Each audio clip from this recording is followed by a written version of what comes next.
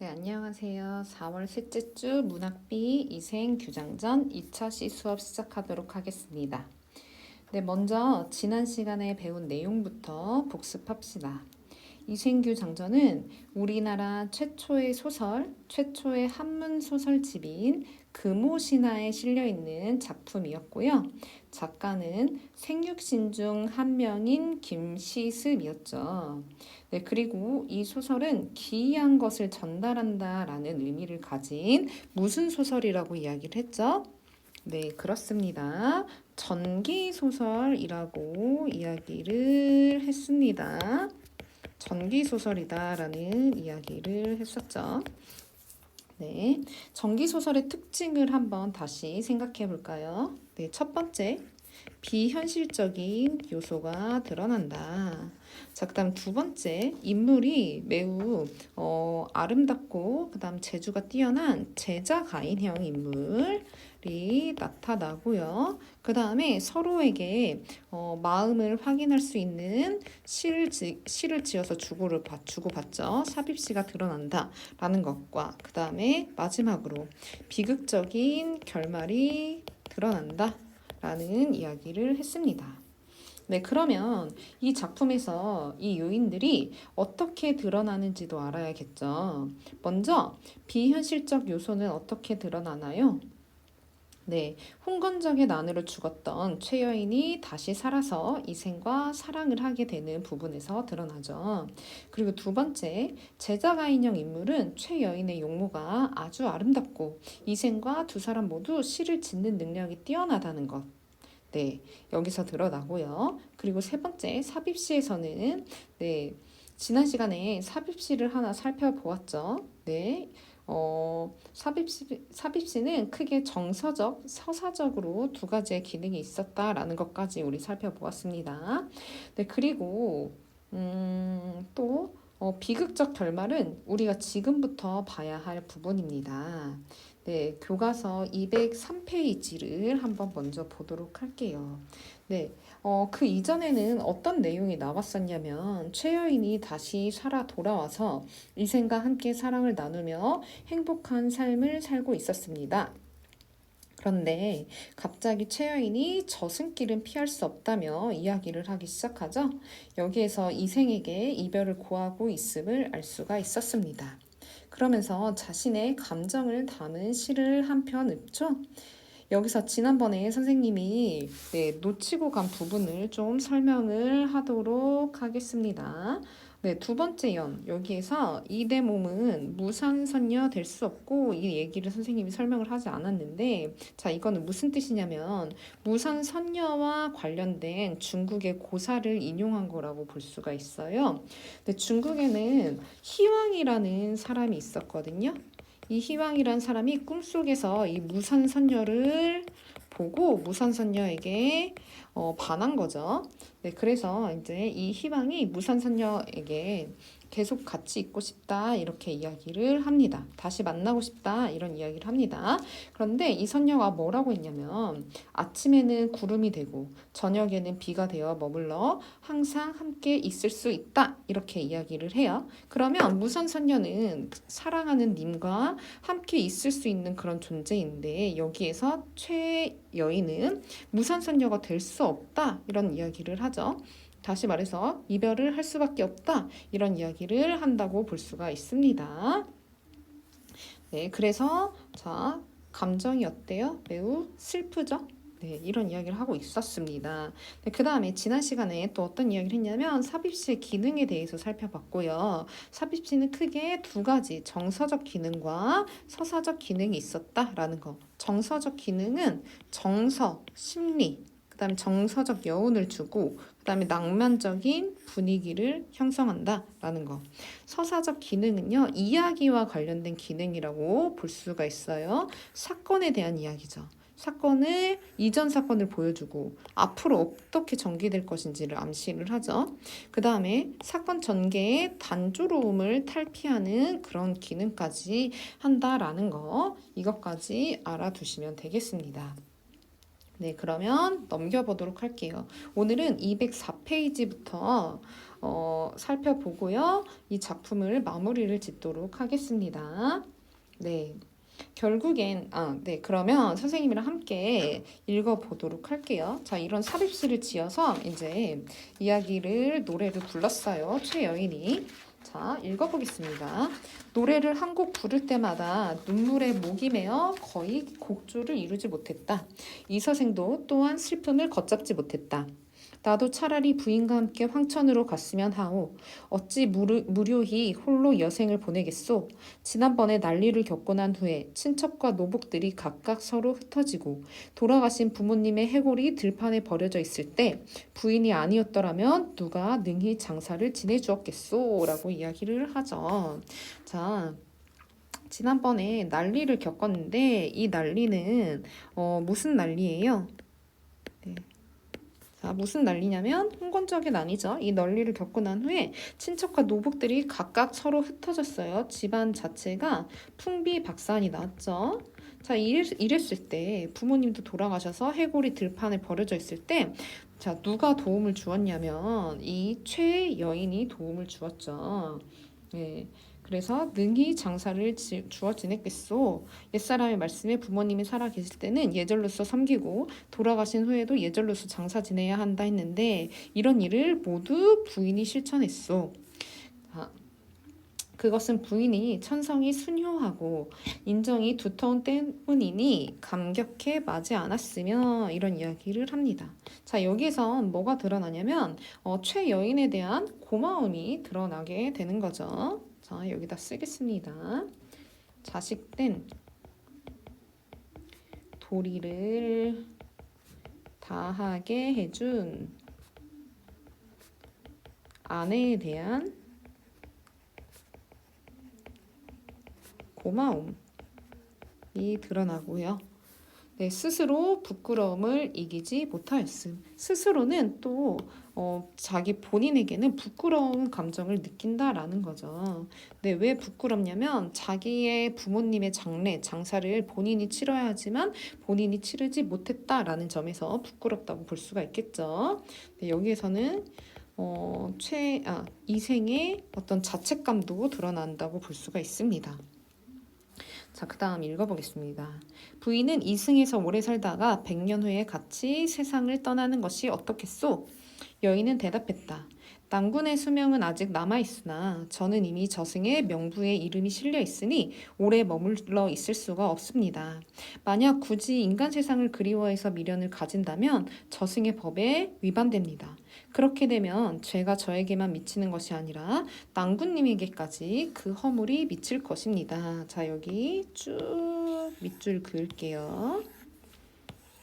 자, 그래서 저승의 법이 있고 그 저승의 법을 따라야 한다. 그렇지 않으면 낭군님에게까지 이생에게까지 그 죄가 미칠 것이다 라고 하면서 죽음을 피할 수 없다라는 이야기를 하죠. 자, 이게 바로 다시 이별해야 하는 이유라고 볼 수가 있죠. 자, 이거는 따로 정리하지 않고 이렇게 화살표로 하겠습니다. 자, 그리고 또 여기에는 뭐가 드러나 있냐면 네, 이게 드러나 있어요. 작가가 생각하는 바가 여기에 드러나는 거죠. 당연히 죽은 사람은 당연히 저승으로 가야 한다라는 작가의 어떤 생사관, 인생관이 드러난다고 볼 수가 있습니다. 자, 이렇게 정리하겠습니다. 죽은 자는 저승으로 가야 한다는 당위성 을 강조하고 있다. 이것은 작가의 생사관, 삶과 죽음에 대한 인식이 드러난다고 볼 수가 있습니다. 자, 계속 읽어볼게요. 다만 저의 유골이 아직 그곳에 흩어져 있으니 만약 은혜를 베풀어 주시겠다면 유골을 거두어 비바람을 맞지 않게 해 주십시오. 두 사람은 서로 바라보며 눈물을 흘렸다. 잠시 후에 여인은 말했다. 낭군님, 부디 안녕히 계십시오. 말을 마치자 점점 사라져서 마침내 종적을 감추었다. 이 서생은 아내가 말한 대로 그녀의 해고를 거두어 부모의 무덤 곁에 장사를 지내주었다. 이제 영영 이별하게 되었죠. 그 후 서생은 아내를 지극히 생각한 나머지 병이 나서 두서 달 만에 그도 세상을 떠났다. 자, 여기다 밑줄. 자, 결말이 어때요? 둘 다 죽었어요. 비극적 결말이 드러난다고 볼 수가 있죠. 이 사실을 들은 사람들은 모두 슬퍼하고 탄식하면서 그들의 절개를 사모하지 않는 사람이 없었다라고 하면서 이 작품이 끝이 납니다. 자, 여기는 이 사람들과 관련된 이야기를 하고 있죠. 약간 액자형 구조를 지니고 있는 것 같은 그런 느낌을 주죠. 그래서 자, 여기다 이렇게 쓸게요. 이야기 밖에 또 다른 이야기를 전달하는 방식으로 주제의식을 강조하고 있다는 걸 알 수가 있습니다. 자, 많은 사람들이 이 서생과 그 다음에 최 여인의 사랑에 대해서 감동을 받았다 이런 이야기를 하고 있는 거죠. 자, 그리고 또 작가는 왜 이러한 비극적인 결말을 설정을 했는지를 한번 얘기를 나눠봤으면 좋겠어요. 네, 작가의 삶과 관련지어서 생각해 볼 수가 있어요. 작가는 생육신 중 한 사람이라고 이야기를 했죠. 그래서 정치에도 나서지 않고 그 다음에 단종에 대해서 좀 안 좋은 감정을 가지고 있다고 볼 수가 있어요. 왕위 찬탈 사건에 대해서 반대를 하고 숨어 지낸 그런 사람이죠. 그래서 어떤 현실에 대해서 굉장히 부정적으로 생각했던 그런 사람이에요. 그렇기 때문에 이런 현실에 대한 저항 인식이 지금 비극적 결말로 드러난다고 볼 수가 있습니다. 현실에 대한 저항 의식이 비극적 결말로 드러난 것이다 라고 볼 수도 있어요. 네, 됐습니까? 네, 그러면 우리 학습 활동 대신에 선생님이 지난 시간에 올려놓았던 그 학습지를 통해서 정리를 좀 쭉 하도록 할게요. 자, 학습지는 지난 시간 과제에서 여러분들 다운받아서 보시면 되겠습니다. 자, 제재 개관부터 먼저 볼까요? 네, 이 작품의 갈래는 한문소설이죠. 한문소설인데 이 한문소설은 최초의 한문소설이다 라는 거. 그 다음 정기소설은 기이한 이야기를 전달한다 라고 해서 비현실적인 요소가 많이 드러난다 라는 것 알아두시고요. 자, 그래서 자, 성격을 보시면은 전기적이고 그 다음에 낭만적이기도 하고 삽입시가 드러나죠. 그리고 또 어떤 성격을 가지고 있냐면 결말이 어때요? 네, 비극적이죠. 비극적인 결말을 가지고 있다. 그 다음에 시점은요. 네, 고전 소설은 다 전지적 작가 시점입니다. 자, 그리고 네, 시간적 배경은 고려 공민왕 때입니다. 다만 이 작품이 쓰여진 때는 네, 조선시대라는 거 알아두시고요. 자, 주제 볼까요? 네, 주제는 죽음을 초월한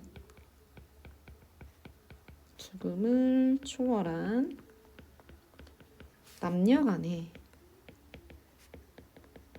애절한 사랑이라고 볼 수가 있습니다. 자, 그 다음 특징 볼게요. 현실의 제도, 전쟁, 운명과 자, 뭐 하는 인간의 의지가 드러나냐면 대결하는 인간의 의지가 드러나요. 네, 이 제도랑 전쟁과 운명을 넘어서는 이 사랑을 추구한다라는 점에서 그런 걸 알 수가 있고요. 그 다음에 죽은 여인과의 사랑을 다룬다라는 점에서 정기적인 특성이 드러나죠. 자, 죽은 여인과의 사랑을 다루는 점에서 이 소설은 명혼 소설이라고도 일컫습니다. 그리고 자, 무엇을 삽입했죠? 네, 시를 삽입했죠. 그래서 등장인물의 심리를 효과적으로 전달하고 있습니다. 그다음 작가 볼까요? 네, 조선 전기의 문신인 김시습이 쓴 작품이고요. 생육신의 한 사람이에요. 그래서 유불 정신을 아우른 사상이 여기에 드러난대요. 여기에서는 유교와 불교 정신을 아우른 사상이 드러난다라는 거. 네, 이따가 선생님이 다시 설명을 하도록 하겠습니다. 주요 저서로는 지금 이 작품이 실린 금오신화가 있고, 그 다음에 매월당집 등이 있어요. 자, 그 다음 2번 볼게요. 자, 전체 구성 쭉 보시고요. 네, 절정 부분에서 빈칸만 보도록 할게요. 이서생과 최여인의, 자, 무엇이 제외했죠? 최여인이 다시 살아나는 환신이 제외하여 행복하게 지내고 있죠. 그리고 결말은 영원한 이별을 함. 자, 비극적인 결말을 보이고 있습니다. 자, 그 다음에 이 밑에 부분을 한번 쭉 읽어보겠습니다. 이 작품은 이것을 기점으로 전반부와 후반부로 나뉘어질 수 있습니다. 자, 뭘 기점으로 나뉘어지냐면 이 작품의 중요한 사건이에요. 최여인이 죽게 된 계기, 바로 홍건적의 난이 되겠습니다. 홍건적의 난을 기점으로 전반부와 후반부로 나누어지는데, 전반부는 이생과 채랑의 만남, 그리고 다시 헤어졌다가 아버지로 인해서 헤어졌죠. 혼인으로 이어지는 현실 세계 이야기이다. 특히 이 부분에 좀 주목합시다. 여성의 능동적이고 적극적인 행동으로 두 사람의 사랑이 이루어진다는 점이 주목할 만하며, 유교적 관습에서 벗어난 자유연애, 유교적 관습에서 벗어난 자유연애를 통한 결연은 시대를 뛰어넘는 작가의 의식이 반영된 것이라 할 수 있습니다. 근데 보통 우리 고전 소설에서는 소극적인 여인의 모습이 많이 드러나고요. 그게 어떤 여자의 덕목 중에 하나라고도 볼 수가 있는데, 여기에서는 능동적이고 적극적인 그런 여성상이 등장한다라는 거, 이것도 중요한 특징 중에 하나니까 반드시 기억해 두시고요. 그 다음 계속해서 읽어보겠습니다. 후반부는 최랑의 죽음, 그리고 이생과 최랑의 재회의 과정에서 행복한 삶, 그 다음에 행복하게 살다가 갑자기 떠났죠. 최여인이 영원한 이별. 그리고 이생의 죽음으로 이어지는 비현실적인 세계의 이야기가 중심을 이룹니다. 죽은 아내의 환신과 사랑을 나눈다는 내용은 비록 비현실적이지만 사랑에 대한 강한 의지를 보여준다라는 점에서 의의를 지닌다라고 볼 수가 있죠. 네, 이렇게 정리하고 뒷장으로 넘겨볼게요. 자, 학습활동 봅시다. 이 학습활동은 교과서에 있는 학습활동을 가지고 온 거예요. 자, 작품을 감상하고 작품의 주요 사건과 관련하여 등장인물의 특징을 파악해보자. 자, 크게 실현이 3가지 실현이 있었죠. 네, 첫 번째 실현의 원인은 이서생의 아버지가 이서생과 최여인의 미래를 눈치챘고요. 그래서 아버지가 이서생을 지방으로 보내버렸죠. 그래서 이별을 하게 됐고, 그 대응으로는 최여인의 누구의 도움으로? 네, 부모의 도움이 있었죠. 부모가 설득해서 이제 두 사람이 결국엔 혼인을 하게 됩니다. 그 다음에 두 번째 실현은요. 자, 누가 침입했죠? 그렇죠. 홍건적의 침입. 홍건적의 침입으로 가족이 흩어지게 되고 최여인은 홍건적에게 죽임을 당하게 됩니다.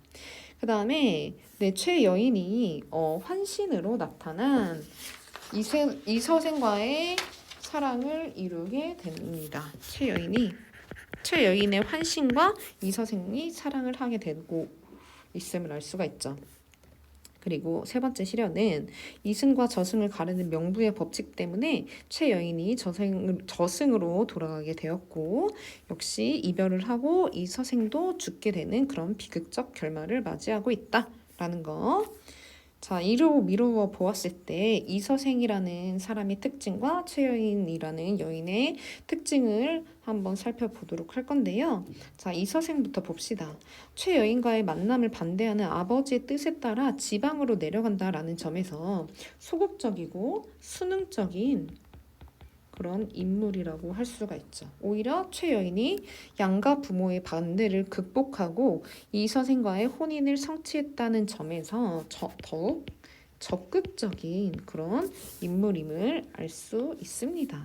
적극적인 인물 중요해요.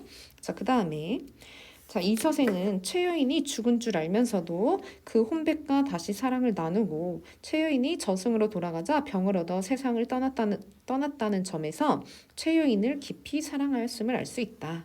그리고 최여인은요, 도적의 위협에서 자신의 지조와 절개를 지키기 위해 자, 지조와 절개를 또 지켰어요.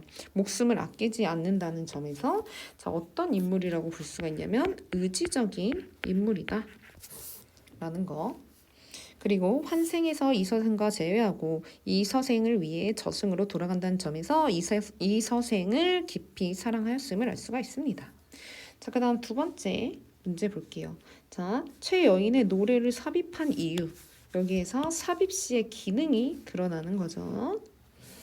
자, 첫 번째로 정서적 기능이 있습니다. 인물의 정서를 효과적으로 전달하고요. 자, 심리와 독자에게 정서적인 여운을 주고요. 상황을 함축적으로 표현하여서 작품의 낭만적 분위기를 형성을 하죠. 너무너무 당연하죠? 시를 읽는다라는 것 자체가 낭만적인 행동이라고 볼 수가 있죠. 자, 그 다음 서사적 기능은 이야기와 관련된 기능이다라는 거예요. 이전에 일어난 사건을 압축적으로 보여주고 있고, 자, 사건이 앞으로 어떻게 전개될 것인지 암시하는 그런 기능도 있고요. 네, 서사적 전개 속에서 쭉 이야기만 있는 이 줄글들 속에서 서정적인 감흥을 일으켜서 단조로움을 탈피하는 그런 기능까지 지니고 있다. 자, 그렇기 때문에 삽입시를 여기에 두고 있다라는 것까지 알아두시면 되겠습니다. 자, 뒷장에 넘겨서 3번 볼게요. 이 작품에 나타난 정기적 요소를 찾아보고 작가가 정기적 요소를 활용한 이유에 대해서 생각해 봅시다. 자, 먼저 제자가인 재주가 있고 그 다음에 아름다운 사람을 등장시키고 있습니다. 그리고 두 번째 볼게요. 죽은 최여인이 환생해서 이서생과의 인연을 이어가고 있죠. 네, 환생했다라는 것 자체가 비현실적인 상황과 사건이라고 볼 수가 있고요.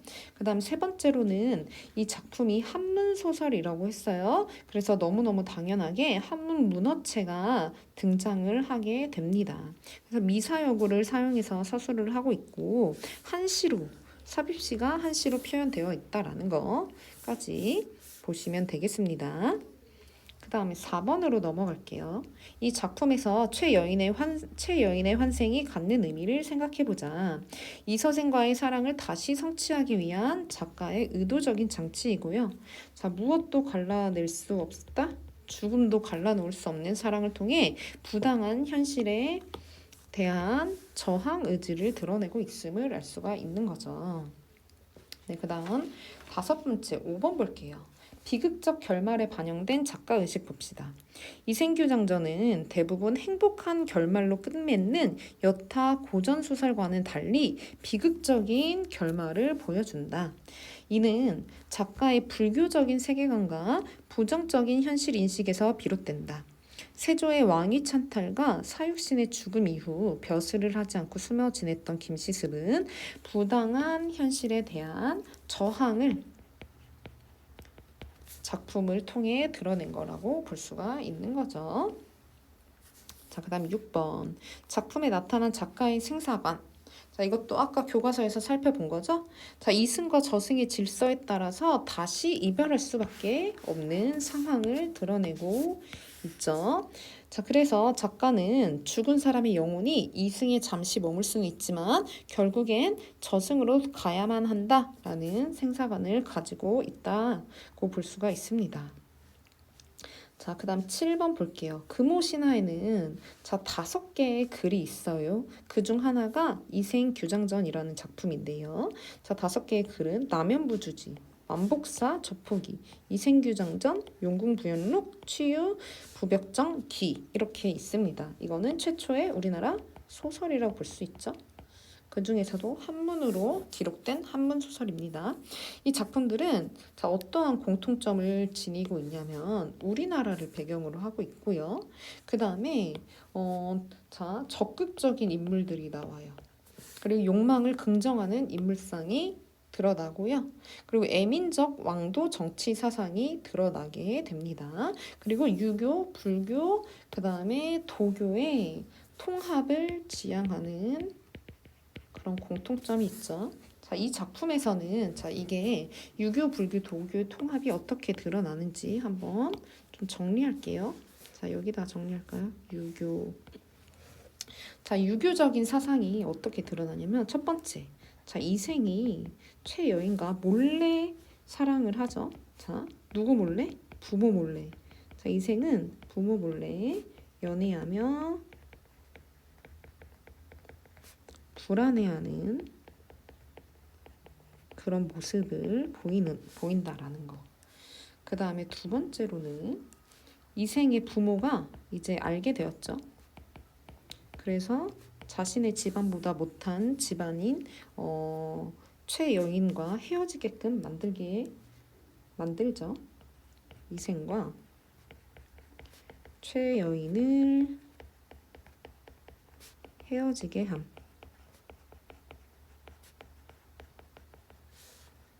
그 다음 세 번째. 그리고 최여인이 홍건적의 난에서 자, 겁탈을 당할 뻔했지만 지조와 절개를 지킨다라는 것도 유교적인 사상이 반영된 거라고 볼 수가 있습니다. 자, 홍건적의 난에서 최여인이 홍건적의 난에서 정절을 지키다 죽음. 자, 이런 것들 이게 다 불교와 관련된 내용이라고 볼 수가 있고요. 그 다음에 불교적인 사상은 어떻게 드러나냐면 이건 다른 색깔로 써볼게요. 어떻게 드러나냐면 네, 일단은 윤회사상 3세의 인연이다 어쩌고 저쩌고 이런 이야기를 하죠. 자, 윤회사상도 드러나고 그 다음에 결말. 자, 결말이 어떻게 끝나요? 자, 비극적으로 끝나죠. 결국엔 주인공의 재회가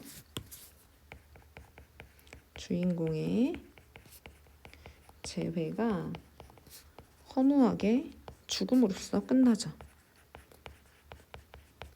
이거는 뭐랑 관련되어 있다고 볼 수 있냐면 불교의 무상관, 인생 무상 이것과 연결지어서 살펴볼 수가 있습니다.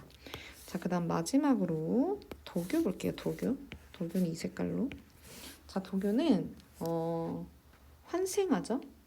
네, 최여인의 원혼이 환신하여 이생과 재결합하는 부분에서 도교적인 내용이 드러난다고 볼 수가 있습니다. 자, 이거는 도교적 숙명론에 따른 것이라고 볼 수가 있는 겁니다. 네. 자, 그 다음 마지막 8번 볼게요. 다음 설화와 비교하여 이생규 장전이 설화가 아니라 소설로 분류되는 이유를 생각해 보자. 소설로 분류되는 이유를 생각을 해 보도록 할게요. 자, 지금 이 설화는 호원이라는 설화인데 이게 다른 말로 뭐라고 이야기를 하냐면 김현, 감호라고 또 불려요. 자, 이거는 뭐냐면 호랑이가 김현이라는 사람을 감동시켰다라는 거예요. 그래서 결국에는 호원사라는 절을 만들게 되었다라는 그런 이야기가 지금 호원이라는 내용인데요. 자, 일단 이거는 왜 설하고 그 다음에 이생규장전은 왜 소설인지 이거를 좀 구별할 필요가 있겠죠. 좀 읽어보도록 하겠습니다. 신라 풍속에 매년 중춘 8일에서부터 15일에 이르기까지 도읍의 남녀들이 다투어 흑륜사의 탑을 도는 복회를 열었다. 원성왕 때 김현이라는 낭군이 있었는데 김현이라는 사람이 있었어요. 밤늦도록 혼자 쉬지 않고 돌았다. 한 여자도 따라 들고 있었는데 현이 드디어 정을 통하여 그 여자를 따라갔다. 여자가 말하기를 제가 내일 성내에 들어가서 해로운 일을 하면 곧 왕은 반드시 좋은 벼슬을 걸고 사람들을 모아서 나를 잡으려고 할 것입니다. 당신은 겁내지 말고 북쪽의 숲속으로 나를 쫓아오십시오. 제가 기다리고 있겠습니다. 다만 저를 위해 절을 지어서 좋은 업보를 얻게 해주신다면 곧 낭군의 은혜로 알겠습니다. 이렇게 얘기를 하고 있어요.